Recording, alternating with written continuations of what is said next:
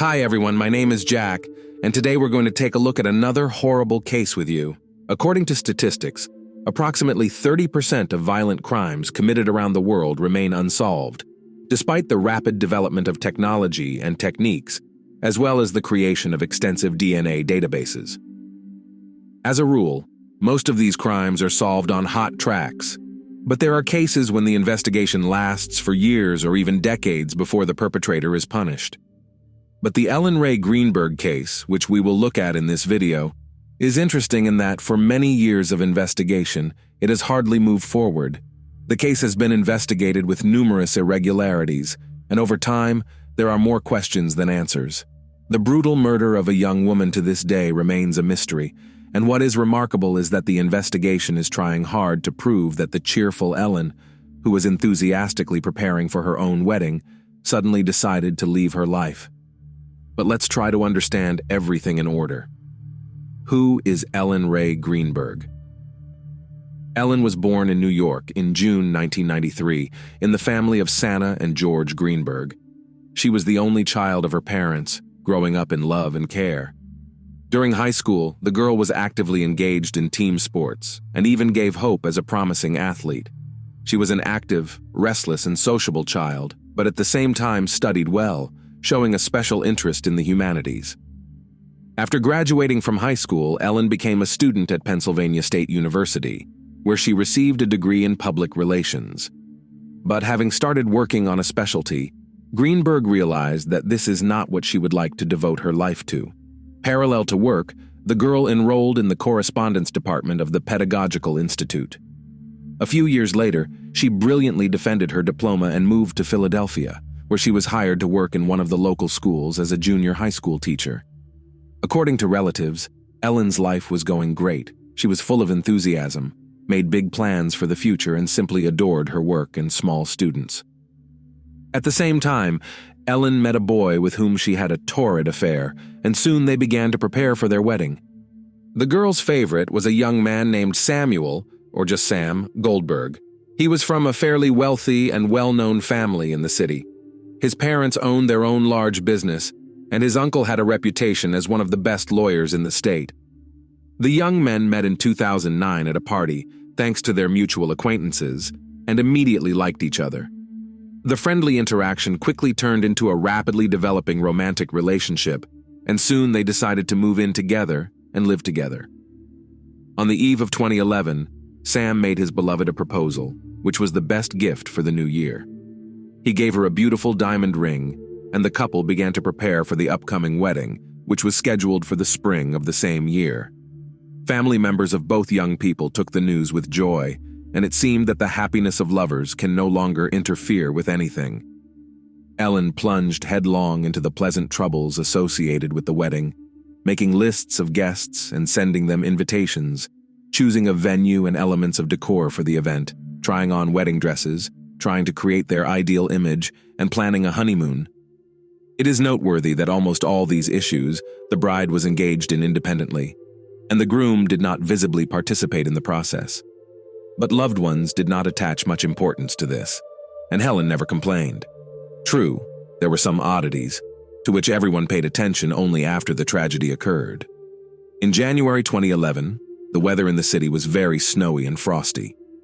On the 26th, Ellen went to work at school as usual, but close to noon there was a strong wind and a blizzard, so classes were canceled and students and teachers were sent home. Ellen returned to the apartment she and Sam shared. It was in a cozy apartment complex located in one of the quiet areas of the city. Soon Sam returned home as well. According to some reports, the couple that day quarreled, which was mentioned in passing, and Sam himself, but later he began to deny it. Close to 5 p.m., Sam decided to go to the gym located in the same apartment complex. He was gone for less than 1 hour, but when he returned, he could not get into the apartment because the door was locked from the inside. Sam first knocked loudly and insistently, then began calling his fiancée by name, which attracted the attention of neighbors, and then began calling her on the phone and sending messages. No one responded to his yelling, knocking, and calling, but it was heard that the phone was inside the apartment. Sam then went to the first floor of the building to the security guard to ask for help. Samuel explained the situation to him and asked if it was possible to open the front door, to which the guard replied that this was beyond his authority and that he could not leave his post by instruction. Then Sam went back up to his floor and decided to act on his own. He slammed his shoulder into the door, and the first time he did it, he managed to break the latch. It was quiet inside. Ellen's call was never answered, and when he entered the kitchen, he saw a gruesome sight. His fiancée was sitting on the floor, leaning back against the cabinet door, her body slashed with a knife and her clothes stained with blood. Sam immediately started calling emergency services, describing the situation, and when asked to check if the girl had a pulse, he acted strangely, asking several times if he really needed to do that. Then there was silence, and afterwards Sam suddenly stated that there was a knife sticking out in his fiancée's chest, which, allegedly, he had not noticed before. He also added that Ellen was obviously already dead. The police officers who arrived on the call were quite surprised, and noted that they had never seen such a thing in their many years of practice. The door was indeed locked from the inside with a latch, which Sam had subsequently knocked off with his shoulder. There were no signs of forced entry or the presence of intruders in the room. Nothing had been stolen from the apartment. All valuables and money were still there. Nothing had been searched or touched. But the most interesting thing began when the body of the dead girl was examined. No signs of struggle or attempts to defend herself were found, as if everything happened suddenly, and the victim simply did not have time to react. On her body counted about 24 stab wounds of varying depth, and the final blow came to the heart, and it took Ellen's life. We will return to the blatant negligence with which the crime scene and the body of the deceased were examined a little later. This negligence allowed a lot of evidence to be missed and left a possible perpetrator at large. But even more strange was the behavior of the police, who even before the medical examination thought that Ellen had done this to herself. Panic attacks, visits to a psychologist, and prescription drugs. In favor of the version of voluntary departure from life was the fact that Ellen, since some time, began to suffer from anxiety disorder and panic attacks arising on its background. The situation was so serious that Ellen even sought help from a psychologist. Close, she tried not to complain, so as not to worry them, and relatives, in turn, associated changes in Ellen's behavior with stress and excitement before the wedding. However, the specialist who worked with Ellen prescribed her 2 medications, which she took regularly to combat her anxiety. As the psychologist himself would later report, neither of these drugs, neither together nor separately, could in any way aggravate Ellen's mental state and cause thoughts of death. The specialist also noted that despite her anxiety, the patient never had such thoughts. In addition, Ellen's friends and colleagues noticed that after she and Sam started living together, her behavior began to change. In addition to becoming anxious and restless, Ellen almost stopped making any decisions on her own. In every situation, Ellen would say that she needed to discuss it with her fiancé, that she couldn't give an answer without consulting him. Similar oddities noticed, and parents of the deceased, but every time her daughter tried to complain to them about her difficult emotional state, she added that Sam had nothing to do with it. And 3 weeks before the tragedy, Ellen told her mother that she wanted to quit school, drop everything, and return to her parents' house. Her mother was very surprised at her daughter's words, but assured her that she could return home at any time, and her parents would accept her without question. However, Ellen never brought up the subject again. Later, it was hypothesized that after the couple moved in together, Sam began to show violence towards his fiancée, and she was scared, afraid to tell anyone about it. The psychologist Ellen consulted did not confirm or deny this version, but noted that Ellen had difficulty articulating and expressing what she was experiencing and what was bothering her. It was as if she wanted to share something important, but the fear was stronger than that. Oddities and inconsistencies in the case. This unusual case from the very beginning raised a lot of questions, but most interestingly, no one even tried to find answers to them. The carelessness with which the examination of the crime scene and the body was conducted, as well as the expertise, is simply astounding. Many circumstances, facts, and evidence were simply ignored and irretrievably lost, and without them it was impossible to restore the full picture of the incident. To begin with, on the hands of the victim, was not found typical for self-defense injuries, which means that the girl was not trying to defend herself. But at the same time, on her body revealed numerous hematomas, which, judging by the degree of healing she received several weeks ago. The fiancé explained that these are most likely the consequences from playing team sports. However, Ellen's parents assured that their daughter had not visited gyms and playgrounds for a very long time because of the workload at work, as well as active preparations for the wedding. No suicide message was found. Ellen looked like a victim of a brutal massacre, but despite this, almost immediately a version of voluntary departure from life was voiced. Moreover, there were food, spices, and a cutting board on the table in the kitchen. So, according to the logic of the investigators, Ellen started to cook dinner, but suddenly changed her mind and decided to cut herself to death with a knife. Further, as I have already noted, on the body of the victim counted 24 penetrating wounds of varying depth, and forensic examination showed that 10 of them were inflicted from the back, so if the girl was attacked from behind, and some of them were serious enough, and if they did not kill Ellen immediately, then certainly deprived her of the ability to move and resist. It is simply impossible to inflict such injuries on oneself, and then to stick a knife into one's heart to the hilt, and this caused medical experts to doubt the originally announced cause of death. However, despite this conclusion, the investigation continued to insist on the previous version and refused to initiate criminal proceedings. The main argument was the absence of traces of strangers in the apartment, as well as the absence of signs of self-defense. By the way, there were also some doubts about the possibility of penetration into the apartment, because the latch on the inner part of the door was also very peculiar. It could be closed from the outside, but not completely. If the latch had been closed from the inside all the way, it would have been impossible to break it out with a single blow of the shoulder without damaging the doorway. But, judging by the nature of the damage, it was only partially closed, and it could have been done from outside the door. Although the victim's spouse or partner is usually the prime suspect in such cases, Sam has always remained above suspicion. No charges were brought against him, and it was only on the day of the incident that he was interviewed at the station in the presence of his uncle, who, as already mentioned, was a well-known and influential lawyer.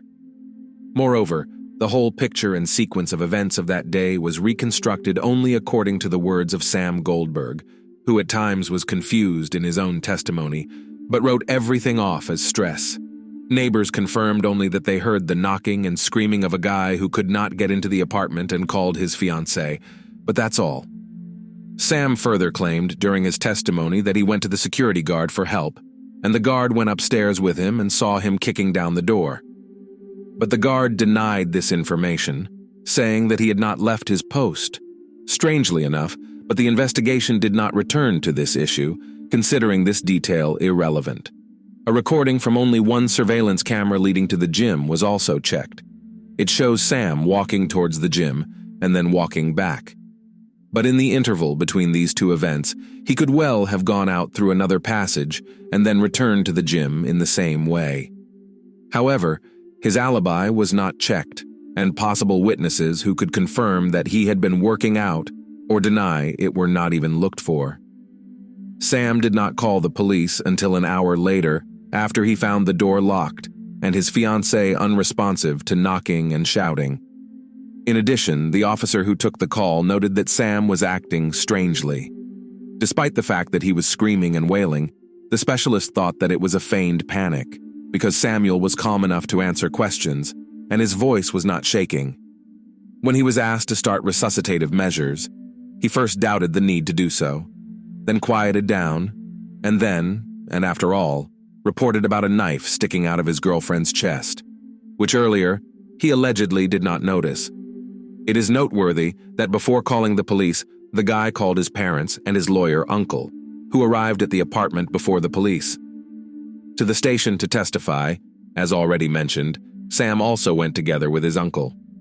In addition, the next day Sam went back to the sealed apartment with the same uncle to get some personal belongings and took out all of Ellen's gadgets. They took 2 laptops, a phone, and a tablet of the deceased. When the investigation suddenly decided to check these devices a few days later, it turned out that the search queries included topics related to voluntary demise. The police officers who arrived at the scene made only a cursory examination of the scene and concluded that Ellen had taken her own life. Subsequently, despite the emergence of new details, they refused to change their verdict. The order of the wounds could not be established, but it is certain that the final blow was a blow to the heart. The medical examiner who conducted the autopsy found all this very strange, and he decided to conduct his own additional investigation, sending a sample of the spine of the deceased to a highly specialized specialist who could give a conclusion regarding the integrity of the spinal cord. If the spinal cord was damaged, then Ellen would be paralyzed and unable to stab herself in the heart. But soon the expert miraculously changed his mind and abandoned his investigation, stating that according to his report, the spinal cord had not been damaged. However, the conclusion itself was never attached to the case materials. It also didn't bother anyone that with such numerous and extensive wounds on Ellen's body, there was very little blood around, which could indicate that someone had wiped it off, but no one even bothered to look for possible washed-away marks. The luminol used in such cases was simply ignored. The trash cans in the apartment were also not examined, and if there was any evidence in them, they were lost forever. The unhappy parents were informed of the death of their only daughter by the Goldberg family, for they were the first on the scene. Ellen's family lived in another town, a couple hundred miles away from their daughter, but they arrived as quickly as they could. Santa and George couldn't believe what was happening and flatly denied that Ellen could have taken her own life. But the grief-stricken parents were never given a clear answer to the question of what happened that night with their daughter, only a dry conclusion and refusal to initiate criminal proceedings. Then the Greenbergs decided to conduct their own investigation with the involvement of independent specialists. Soon they were contacted by a private detective who offered his help completely free of charge because he himself wanted to understand this confusing case. The detective studied the materials and came to the conclusion that Ellen's body was moved after her death. This was evidenced by a dried blood trickle from her nose toward her ear. But Ellen was found in a sitting position, so the blood couldn't have traveled that way.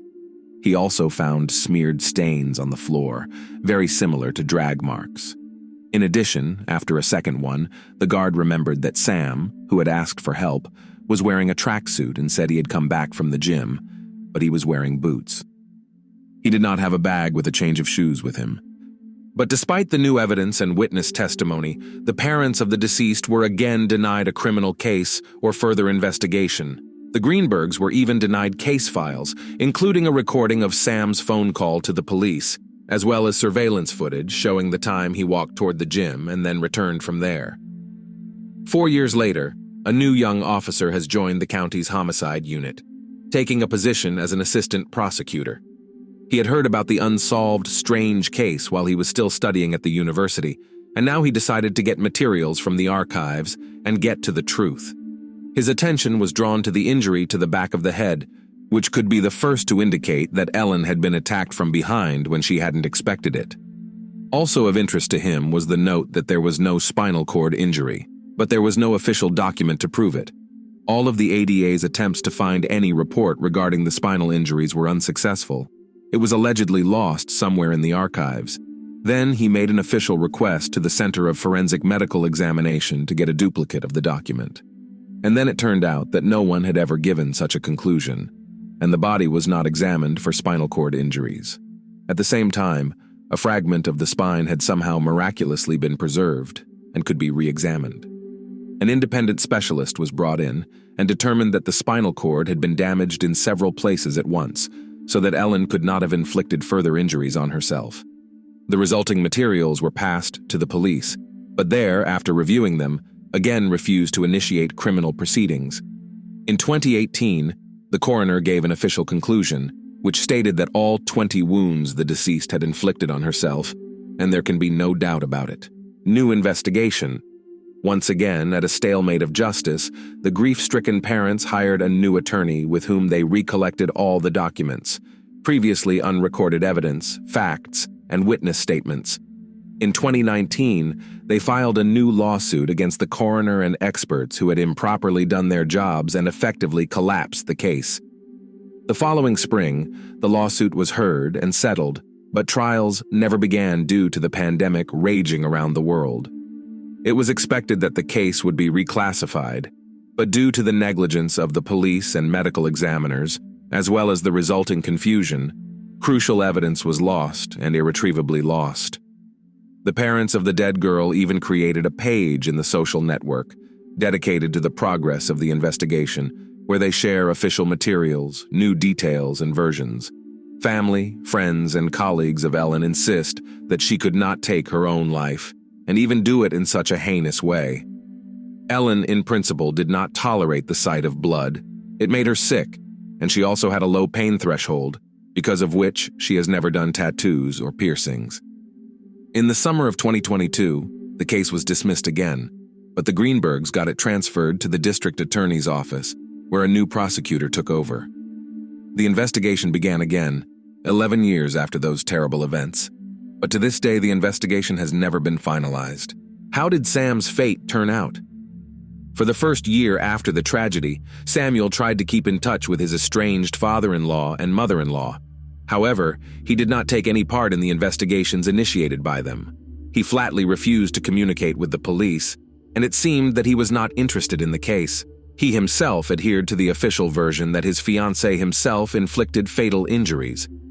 Goldberg soon found solace with another girl, and just a year later married her. Together with his wife, he moved to another state and stopped contact with the Greenberg family. Now he and his wife are raising 2 children together, and about the dead ex-fiancé, Sam tries not to remember.